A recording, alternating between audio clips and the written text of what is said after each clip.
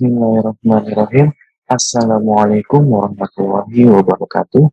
Berjumpa kembali dengan saya, Andika Prasetya di Camp Studio. Pada video kali ini, kita akan membahas tentang atom, molekul, dan ion. Ini merupakan materi penting kalian yang baru duduk di kelas 10, yang baru pertama kali belajar kimia mungkin, dimana penting bagi kalian untuk bisa membedakan antara atom, molekul, dan ion. Karena kedepannya pembahasan kimia itu tidak jauh-jauh dari yang namanya atom, molekul, dan ion. Kimia sendiri merupakan ilmu yang berfokus pada pembahasan tentang materi, di mana dalam kimia materi digolongkan menjadi dua jenis, yaitu zat tunggal atau juga disebut sebagai zat murni dan campuran. Zat tunggal atau zat murni dibagi menjadi dua kelompok lagi, yaitu unsur dan senyawa. Sedangkan campuran terbagi dalam tiga kelompok, larutan, koloid, dan suspensi. Pada video kali ini, saya akan berfokus pada pembahasan tentang unsur dan senyawa. Sedangkan untuk larutan, koloid, dan suspensi, akan saya bahas di video berikutnya tentang koloid. Baik, kita mulai dengan pembahasan dari zat tunggal, jenis-jenis zat tunggal. Yang pertama adalah unsur. Apa yang dimaksud unsur? Unsur ini adalah zat tunggal yang tidak bisa diuraikan lagi. Kenapa nggak bisa diuraikan lagi? Karena dia hanya tersusun dari satu jenis atom saja. Dia hanya terdiri dari satu jenis atom, atau bahasa sejarahnya adalah dijomblo. Contoh, natrium. Dia hanya dalam bentuk natrium sendiri, tidak berpasangan dengan unsur lain atau senyawa lain atau ion lain. Nah, ini yang disebut sebagai unsur. Kemudian karbon, besi, nitrogen, oksigen, helium, argon, dan segala macamnya yang hanya tersusun dari satu jenis atom saja atau jomblo, yang tidak punya pasangan. Oke, yang berikutnya adalah molekul. Molekul sendiri terbagi menjadi dua lagi. Ada yang namanya molekul unsur dan ada yang namanya molekul senyawa. Secara harfiah, molekul itu adalah gabungan dua atau lebih atom. Jadi ada dua atau lebih atom bergabung, entah itu sejenis ataupun tidak sejenis. Nah, di sini dibagi menjadi dua, yaitu molekul unsur. Yang pertama, molekul unsur, dia merupakan senyawa atau molekul yang terbentuk dari gabungan unsur-unsur yang sejenis. Jadi unsur-unsur yang sejenis bergabung. Artinya sekarang sudah tersusun dari dua atom ya. Beda dengan unsur. Unsur itu hanya satu atom. Hidrogen saja. Nah, kalau di sini di molekul unsur, dua atom hidrogen bergabung membentuk H2. Ini yang disebut sebagai molekul unsur. Ya, sudah tersusun dari dua atom, dan tapi penyusunnya ini adalah atom yang sejenis. Ini disebut sebagai molekul unsur. Ya, ini kita bisa lihat ya. Ada unsur oksigen bergabung membentuk molekul O2. Ada unsur nitrogen bergabung membentuk molekul nitrogen. Ini yang disebut sebagai molekul unsur. Nah, kemudian molekul senyawa. Molekul senyawa merupakan senyawa yang terbentuk dari gabungan unsur yang tidak sejenis. Jadi ada dua atau lebih unsur yang tidak sejenis bergabung. Contoh dalam bentuk NaCl di atom Na dan ada atom Cl. Mereka nggak sejenis, mereka bergabung. Kemudian ada unsur nitrogen dan oksigen. Mereka adalah dua unsur yang tidak sejenis, bergabung membentuk NO2. Begitu pula karbon dengan oksigen. Mereka bergabung membentuk CO2 dan banyak lain. Ini disebut sebagai molekul senyawa. Berikutnya, yang terakhir itu adalah ion. Apa yang dimaksud dengan ion? Ion adalah sekelompok atom Ion adalah sekelompok atom yang bermuatan listrik. Dia memiliki muatan listrik entah itu positif ataupun negatif. Contoh, Na+.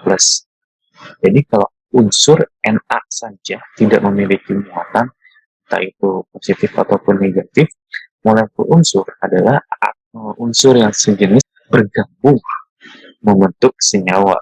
Sedangkan ion adalah atom atau sekelompok atom yang bermuatan listrik. Ya, memiliki muatan listrik. Tandanya adalah dia memiliki kayak gini, ada positif atau negatif, maka ini disebut sebagai ion. Kemudian saya akan bahas sedikit tentang campuran. Campuran itu merupakan gabungan dua zat atau lebih yang sifat-sifat zat penyusunnya tidak berubah. Apa yang membedakan campuran dengan senyawa? Mereka sama-sama gabungan dari dua zat atau lebih. Yang membedakan adalah kalau senyawa, sifat-sifat zat penyusunnya sudah berubah. Contoh, hidrogen, oksigen. Hidrogen punya sifat sendiri, oksigen punya sifat sendiri. Ketika mereka bergabung menjadi H2O, maka sifat yang ada sekarang adalah sifat H2O. Sudah tidak ada lagi sifat oksigennya, tidak ada lagi sifat hidrogennya. Mereka sudah bergabung dan membentuk molekul baru dengan sifat yang baru. Sedangkan kalau campuran, dia sifat-sifat tertulisnya tidak berubah. Contoh, saya mencampurkan NaCl garam dapur dengan air. NaCl garam dapurnya sebelum kita campurkan ke air, dia akan bersifat asin. Ya, kalau kita cobain gitu, dia akan seperti asin. Dan ketika kita campurkan si NaCl ini atau kita larutkan ke dalam air, kita minum airnya, air garamnya, itu pasti rasanya akan tetap asin. Nah, jadi sifat-sifat zat penyusunnya tidak berubah, masih tetap sama. Nah, ini yang membedakan antara campuran dengan senyawa. Campuran sendiri tadi itu bagi menjadi dua. Ada yang namanya campuran homogen dan ada yang namanya campuran heterogen. Campuran homogen dia adalah campuran yang tidak dapat dibedakan lagi zat-zat yang tercampur di dalamnya. Contohnya larutan gula, larutan garam. Kalau si gula atau si garam sudah larut dalam air, kita nggak bisa lagi melihat mana gulanya, mana garamnya, kecuali kalau sudah melewati ambang batas ketatannya. Sedangkan campuran heterogen, dia adalah campuran yang terdiri dari dua atau lebih bahan penyusun yang tercampur secara seragam sehingga masih bisa dibedakan antara bahan penyusunnya. Jadi kita masih bisa melihat mana zat pertama, mana zat kedua. Contohnya adalah campuran tanah dan kerikil, dan yang paling gampang adalah campuran pasir dan air. Ya, kalau kita masukkan pasir ke dalam air, jadi pasirnya akan mengendap di bagian bawah. Kita bisa melihat ada fase pasirnya dan ada fase airnya. Ini disebut sebagai campuran heterogen. Jadi masih bisa dilihat dengan kasat mata mana yang fase air dan mana yang fase pasir.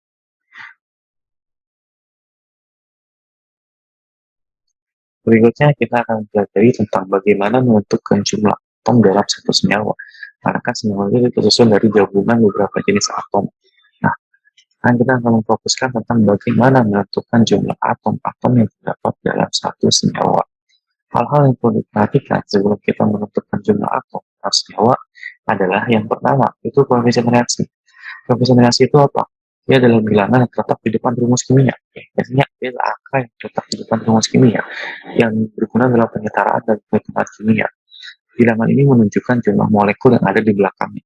Contoh, misalkan 2H2O, berarti ada 2 molekul H2O. Ya, ada 2 molekul H2O. Kemudian 3CH4.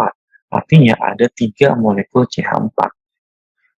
Ini yang disebut sebagai koefisien reaksi. Letak angkanya ada di depan rumus kimianya. Kemudian yang kedua adalah indeks reaksi. Indeks reaksi ini adalah angka yang terletak di kanan bawah lambang unsur. Indeks ini menyatakan jumlah dari unsur atau gugus atom tersebut. Contoh, H3PO4. Ada angka 3 setelah unsur hidrogen. Ini menandakan ada 3 unsur hidrogen di dalam senyawa PO4. Kemudian oksigennya ada angka 4 di sini. Ini menandakan ada 4 atom oksigen di dalam satu unsur H3PO. Dalam satu senyawa H3PO4. Nah, kayaknya gimana? Kalau dia tidak tertulis angka 1, 2, 3, 4 dan seterusnya, artinya di sini P hanyalah satu atom. Jadi dalam senyawa H3PO4 terdapat satu unsur P. Ya, berbeda dengan koefisien tadi. Kalau koefisien milik semuanya. 2H2O ya berarti ada 2 molekul H2O gitu ya. Tapi kalau ini H3PO4, 3-nya hanya milik H, 4-nya hanya milik O, dan 1 milik si P. Selanjutnya di HNO3. H-nya ada 1, berarti indeksnya 1, N-nya 1, O-nya ada 3. Sesuai unsurnya masing-masing. Tidak menjadi milik keseluruhan. Kemudian yang berikutnya adalah angka setelah tanda kurung. Angka setelah tanda kurung ini menunjukkan angka yang harus dikalikan dengan jumlah atom yang ada dalam kurung tersebut. Contoh, SF dalam kurung OH2. Yang ada dalam kurung adalah O dan H. Artinya nanti O dan H harus dikalikan dengan angka setelah tanda kurung. Di sini adalah angkanya 2. Jadi O-nya dikalikan 2, H-nya juga dikalikan 2. Berikutnya, NH42CO3. Yang ada dalam kurung adalah NH4. Berarti nanti nitrogennya dikalikan 2, hidrogennya sini ada 4, dikalikan 2 lagi. Nah, seperti itu. Hanya milik elemen atau unsur yang ada di dalam kurungnya. Yang di luar kurung tidak perlu dikalikan dengan angka tersebut. Kemudian hal berikutnya yang perlu diperhatikan adalah angka titik. Ya, angka titik yang ditulis di depan suatu rumus molekul. Ini biasanya menyatakan jumlah molekul yang ada di belakangnya. Contoh, ya, CaCl2 titik 2H2O. Ini menandakan ada dua molekul, yaitu CaCl2 dan H2O. Di mana H2O-nya ada dua molekul. Gitu ya, ada dua molekul. Sedangkan CaCl2-nya tidak perlu dikalikan dua lagi, karena angka setelah titik hanyalah milik elemen atau senyawa setelah titik juga. Seperti itu. Baik, untuk memperdalam pemahaman kita tentang aturan atom dan kandungan atom, kita akan bahas beberapa contoh soal. Yang pertama, seperti ini. Ada dua dalam kurung CH3CNOH dalam kurung dua kali. Ini menandakan angka 2 di angka 2 di sini, ini menandakan koefisien reaksinya.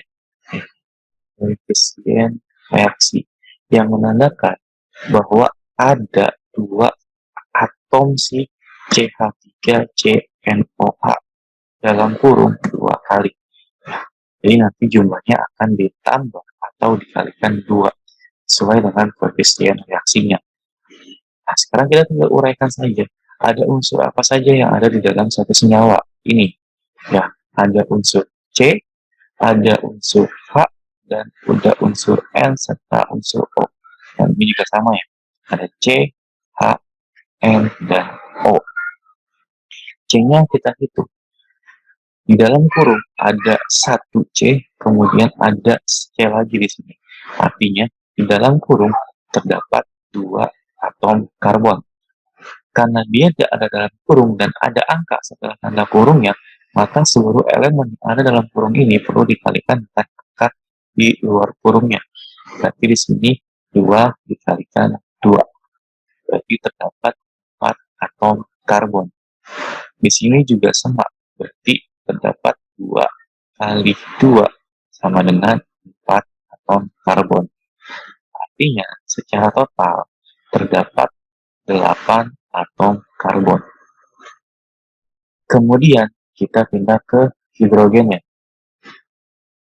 Di dalam satu senyawa, di sini terdapat H3 yang menandakan ada 3 atom hidrogen. Kemudian ada H lagi di sini nih. Indeksnya nggak ditulis seperti 1 ya. Artinya di dalam kurung terdapat 3 tambah 1 atom hidrogen. Berarti ada 4 atom hidrogen. Karena dia dalam kurung dan luar kurung ada angka 2, maka kita perlu kalikan 2. Artinya ada 8 atom hidrogen dalam satu senyawa CH3CNOH dalam kurung 2 kali. Nah, di unsur yang satunya lagi, itu juga sama, ada 4 kali 2 sama dengan 8 atom hidrogen. Artinya secara total atom hidrogen yang terdapat dalam 2 molekul CH3CNOH dalam kurung 2 kali itu ada 16. Kemudian pindah ke nitrogen. Nitrogennya di sini ada 1. Karena di dalam kurung, maka kita kalikan dengan angka di luar kurungnya. Seperti 1 kali 2 sama dengan 2. Yang ini juga sama ya. Ada 1 atom nitrogen dikalikan dengan angka di luar kurungnya. 1 kali 2 sama dengan 2. Artinya secara total nitrogennya terdapat 4 atom. Lalu pindah ke oksigen. Oksigennya juga di sini terdapat 1 atom saja ya. Nah, karena dia di dalam kurung, maka kita kalikan dengan angka di luar kurungnya. Berarti ada 2 atom oksigen. Yang di unsur satunya lagi juga sama. Berarti 31 kali 2 sama dengan 2.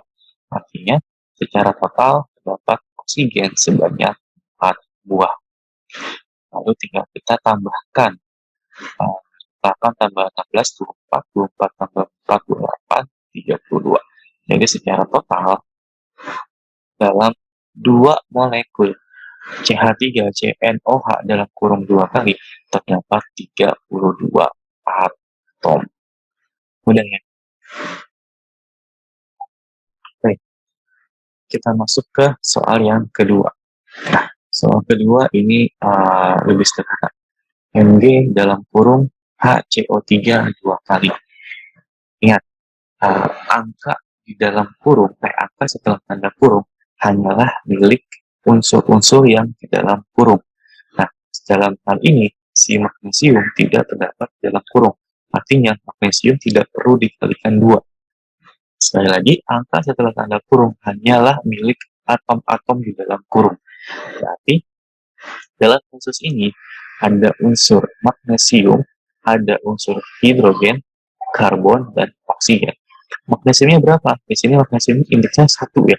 Indeksnya 1 dan dia tidak ada dalam kurung. Artinya kita tidak perlu kalikan dengan angka 2-nya. Kemudian koefisiennya juga nggak ditulis. Berarti dia hanya 1 molekul Mg dalam kurung HCO3 dua kali. Berarti magnesiumnya hanya ada 1 atom saja. Lalu hidrogennya. Hidrogen yang kita lihat dia ada di dalam kurung. Di mana di dalam kurung dia hanya ada 1 atom hidrogen saja. Karena di dalam kurung, maka kita perlu kalikan dengan angka yang di luar kurungnya. Berarti 1 kalikan 2 sama dengan 2 atom. Lalu pindah ke unsur karbon. Nah, unsur karbon juga ada di dalam kurung. Dalam kurung, dia hanya terdapat 1 atom saja. Karena di dalam kurung, maka kita kalikan dengan angka di luar kurungnya. 1 kali 2 sama dengan 2 atom. Lalu unsur oksigen. Di sini tertulis O3, berarti ada 3 atom oksigen. Dia di dalam kurung, sehingga kita perlu kalikan dengan angka di luar kurungnya, yaitu 3 kali 2. Berarti ada 6 atom. Artinya secara total, mereka atau MgHCO3 dalam kurung 2 kali, ini memiliki 11 atom. Baik, kita lanjut ke soal yang nomor 3. Di soal nomor 3, di sini terdapat banyak kurung ya. Terdapat banyak kurung sehingga kita perlu hati-hati dalam menjabarkan atom-atomnya. Yang pertama kali kita lakukan adalah angka 3 di depan. Rumus kimia atau koefisien reaksinya adalah 3, menandakan di sini terdapat 3 molekul tersebut ya. Berarti ada 3 Cu dalam kurung NH3 dua kali, dalam kurung NO2 dua kali, tutup kurung Cl. Seperti ini. Nah, baru kita jabarkan secara hati-hati atom-atom yang terdapat di dalam satu molekulnya. Ada apa aja sih unsur-unsurnya? Pertama ada unsur Cu, kemudian ada unsur nitrogen, ya, sini ada nitrogen, sini ada nitrogen, kemudian ada unsur hidrogen, dan ada unsur oksigen, dan terakhir ada unsur klor. Kita lihat bahwa di dalam satu molekul ada 2 kurung ya. Jadi kita lihat dulu kurung yang besarnya dulu nih, yang ini. Nah, di sini tidak ada angka di dalam kurung. Tidak ada angka setelah tanda kurung. Artinya 1 ya, tertulis 1. Kalau dia nggak ada tulis angkanya. Nah, kita lihat dulu atom Cu-nya. Di dalam kurungnya, Cu hanya terdapat 1 atom saja. Dan dia tidak ada di dalam kurung yang kedua. Ya, tidak ada dalam kurung yang kedua. Artinya si Cu ini kita perlu kalikan dengan angka yang ada di luar kurung utamanya. Dalam hal ini 1. Berarti Cu-nya adalah 1 kali 1 sama dengan 1 atom. Kemudian kita pindah ke nitrogennya. Nitrogen dalam senyawa ini ada di dalam 2 bagian. Yang pertama di dalam kurung yang NH3. Di dalam NH3 dia hanya ada 1 atom nitrogen. Karena ada 2 molekul nitrogen NH3 yang ada 2 molekul NH3, maka nitrogennya perlu kita kalikan. 1 kalikan 2. Kemudian ada di bagian yang kedua lagi. Ya, di bagian yang kedua, di sini dalam NO2, nitrogennya hanya ada 1. Karena ada 2 molekul NO2, maka kita perlu kalikan 2. Nah, setelah kurung utama, angka indeks angka setelah kurungnya 1. Berarti nanti kita kalikan 1. Berarti dalam rumus ini terdapat 2 tambah 2 kali 1. 4 atom nitrogen. Kemudian kita beralih ke hidrogen. Hidrogennya ada di dalam molekul NH3 saja. Dalam molekul NH3 ada 3 atom hidrogen. Ya, ada 3 atom hidrogen.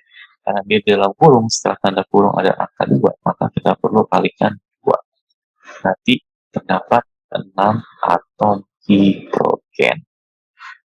Lalu kita pindah ke oksigen. Oksigen di sini juga hanya terdapat dalam NO2 saja. NO2 artinya ada 2 atom oksigen. Di dalam kurung, setelah tanda kurung ada angka 2. Berarti kita perlu kalikan 2. Berarti terdapat 4 atom oksigen. Nah, yang dalam kurung selesai kita jabarkan, maka sekarang kita lihat atom yang di luar kurung. Yang di luar tanda kurungnya itu hanya ada atom Cl, klorin. Di sini indeksnya 1, maka kita hanya perlu tulis 1 atom klorin. Dan jangan lupa bahwa ada koefisien reaksi 3 di depannya yang menandakan ada 3 atom yang sama, 3 molekul yang sama. Maka atom-atom yang telah kita jabarkan tadi, kita kalikan 3. Berarti sini menjadi 3 atom. Dan ini kita kalikan 3 juga, berarti menjadi 12 atom. Hidrogennya kita kalikan 3 juga, berarti ada 18 atom. Kemudian oksigen kita kalikan 3 juga, berarti ada 12 atom. Dan Cl-nya kita kalikan 3 juga, berarti ada 3 atom. Nah, koefisien reaksi menandakan untuk keseluruhan atom dalam molekul ini. Sehingga kita perlu kalikan semua atomnya dengan koefisien reaksinya. Sehingga secara total, kita bisa hitung 3 tambah 12, 15, 15 tambah 18, 33, 45, ada 48 atom. Baik, kita lanjut ke soal yang keempat. Nah, di sini ada angka setelah titik 2 Ni. 2 NiSO4 titik 5H2O. Pertama, kita perlu jabarkan koefisien reaksinya di sini. Koefisien reaksi di sini menandakan ada 2 molekul NiSO4 titik 5H2O. NiSO4 titik 5H2O. Maka yang perlu kita lakukan adalah menjabarkan atom-atom yang terdapat di dalam satu molekul NiSO4.5H2O terlebih dahulu. NiSO4.5H2O ada unsur Ni, ada unsur S, ada unsur O, dan ada unsur H. Kita lihat dengan hati-hati nikel di sini Ni ya, dia hanya terdapat di molekul yang pertama, yaitu di Ni, di NiSO4. Nah, di NiSO4 indeksnya 1, berarti Ni-nya hanya ada 1 atom saja. Lalu sulfurnya, belerangnya di sini juga hanya terdapat dalam NiSO4 saja. Dan dia hanya 1 indeksnya, berarti hanya 1 atom belerang. Kemudian oksigennya nih, oksigennya ada di dalam 2 bagian, ada di molekul NiSO4 dan ada di molekul H2O. Maka yang perlu kita lakukan adalah menjabarkan terlebih dahulu atau menghitung terlebih dahulu jumlah atom yang terdapat di dalam masing-masing molekul ini. Di dalam NiSO4, oksigen memiliki indeks reaksi 4, artinya ada 4 atom oksigen dalam NiSO4. Kemudian kita geser ke molekul H2O. Ada koefisien reaksinya 5. Oksigennya di sini 1. Maka total oksigen yang ada di dalam H2O adalah 1 dikalikan 5. Kita tambah, bukan dikali. Tanda titik di sini sekali lagi menandakan bahwa ini terdiri dari 2 bagian, di mana jumlahnya ya tinggal kita tambah, bukan dikalikan. Kita hanya perlu mengalikan dengan koefisien reaksi setelah tanda titiknya saja, dan nanti dengan koefisien reaksi yang utamanya. Berarti di sini kita memiliki 9 atom oksigen ya dalam satu senyawa NiSO4.5H2O. Sedangkan kalau hidrogennya dia hanya ada di satu bagian saja, di H2O saja. Di H2O dia terdapat dua indeks reaksi, berarti dia ada dua atom H. Dua atom H dikalikan dengan koefisiennya, ada 5. Jadi kita kalikan 5. Berarti total ada 10 atom hidrogen.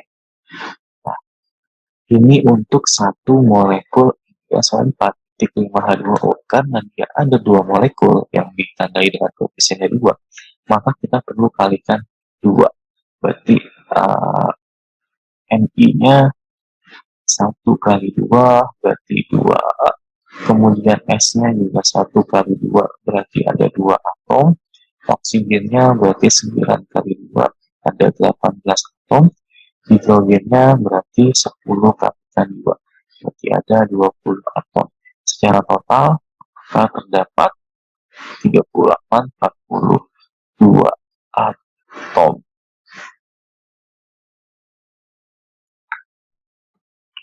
Oke, kita masuk ke soal yang terakhir atau soal yang kelima.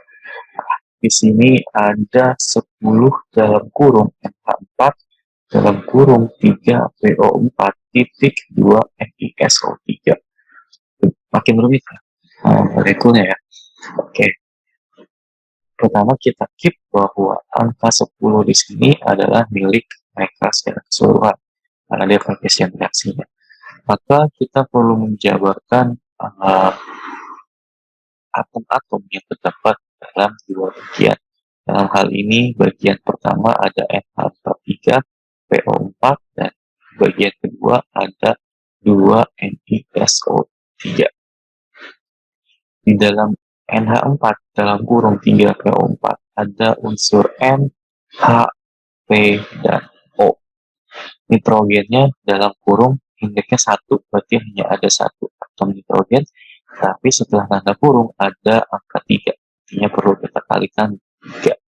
Ada 3 atom. Hidrogennya di sini ada 4 ya indeksnya, berarti ada 4 atom hidrogen dalam kurung. Berarti kita kalikan dengan angka setelah kurungnya, itu 3. Berarti 4 kali 3 sama dengan 12 atom.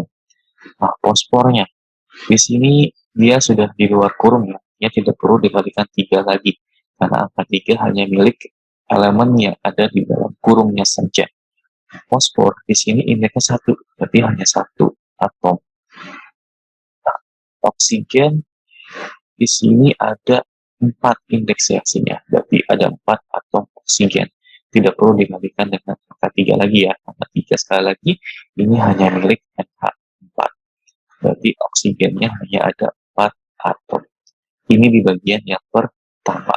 Kemudian di bagian yang kedua ada Ni, S, dan O. Ni-nya di sini ada 1 indeksnya, karena koefisiennya ada 2, berarti 1 dikalikan 2. Berarti ada 2 atom. Sulfurnya indeksnya 1, berarti dikalikan koefisiennya 1 kali 2 sama dengan 2 atom. Oksigennya di sini indeksnya 3, berarti koefisiennya 2. Kita kalikan 3 kali 2 sama dengan 6 atom. Nah, karena di sini ada unsur yang sama ya, ada oksigen dan oksigen, maka secara total oksigennya itu terdapat 4 tambah 6 sama dengan 10 atom. Dia hanya terpisah di dua bagian, tapi secara total dalam molekulnya itu tinggal kita tambahin saja. Tanda titik di sini bukan berarti dikalikan, tapi hanya untuk menunjukkan bahwa dia terdapat dalam dua bagian. Dan untuk jumlah totalnya kita tinggal tambahkan saja. Nah, ini terdapat dalam satu molekul. Nah, sekarang kita buat dalam 10 molekul NH4 3PO4.2 NiSO3. Oke. Ada 10 molekul. Ya, itu kita kalikan dengan koefisiennya aja. Nitrogennya kan tadi kita udah dapat 3. Berarti kita kalikan 10. Berarti ada 30.